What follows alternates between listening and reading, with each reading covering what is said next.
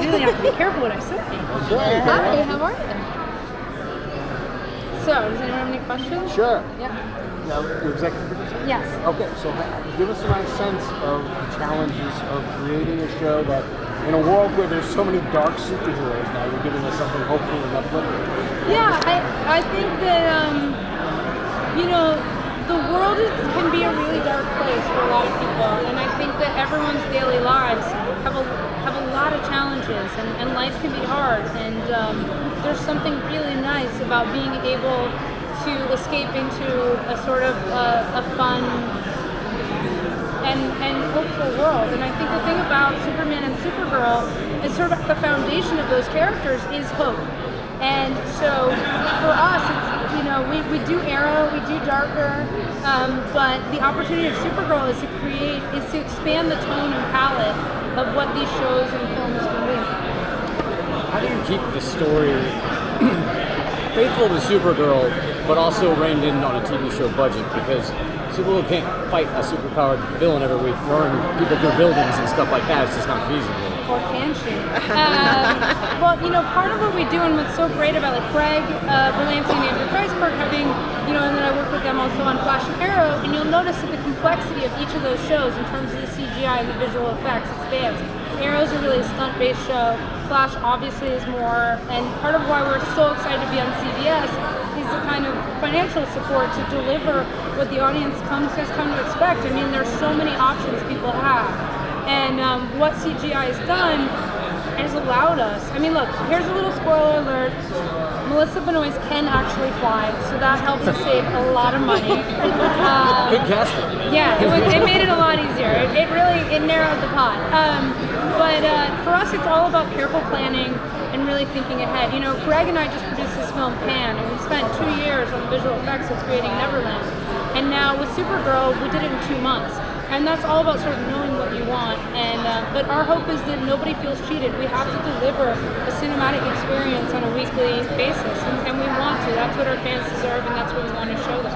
This is the first time that we've seen an iconic female superhero like Supergirl since Undercover's Wonder Woman. Do you guys feel any pressure in going into this first season? I feel like it's not so much pressure as we're so excited to have the opportunity. I personally feel like there aren't enough female superheroes or heroes, and across all the shows that Greg and I do, it's really important to have strong female characters, and you see them in all of our shows. And Blind Spot is another one. I mean, a really strong woman, but Supergirl she's iconic, and she's an opportunity to show little girls and little boys how powerful women can be. So for us, it's not daunting. We're just so grateful to the opportunity that Warner Brothers and CBS have given us to share what should be a far more common occurrence.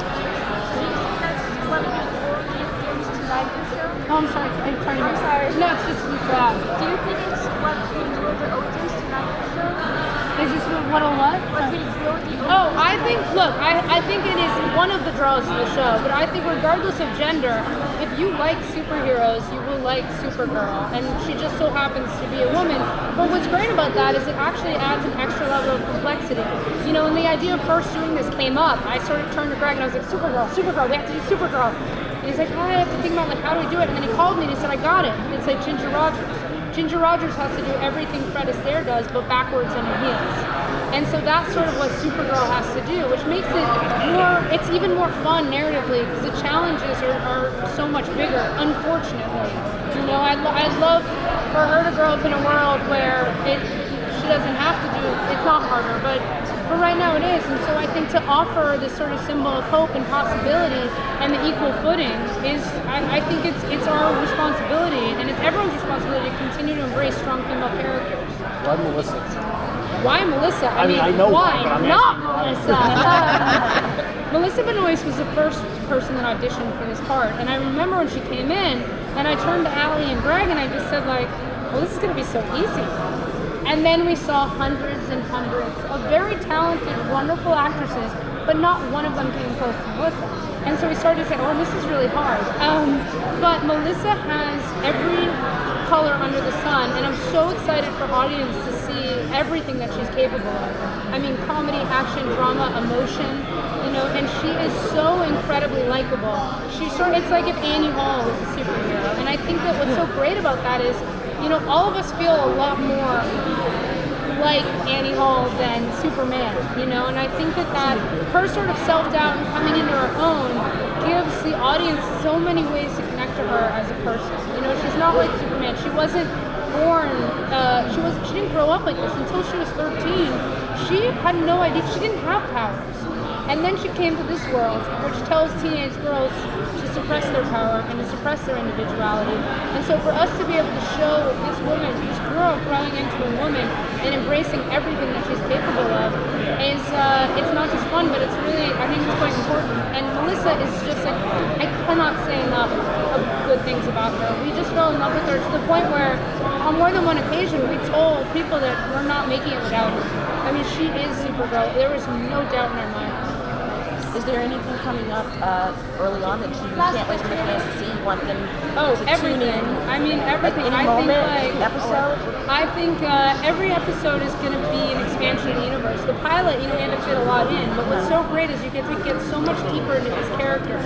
And you also have Kyler's playing Melissa's sister, Alex, who is a human girl, but is in a lot of ways more capable than Kara, which is also, I think, very exciting and a great message. And so you have that sister relationship, you have the work dynamic with Calista Flockhart, who's amazing, you've got Jimmy Olsen in a whole new way. There's so much fun for us. There's so many stories to tell, and I think audiences should have a lot of fun.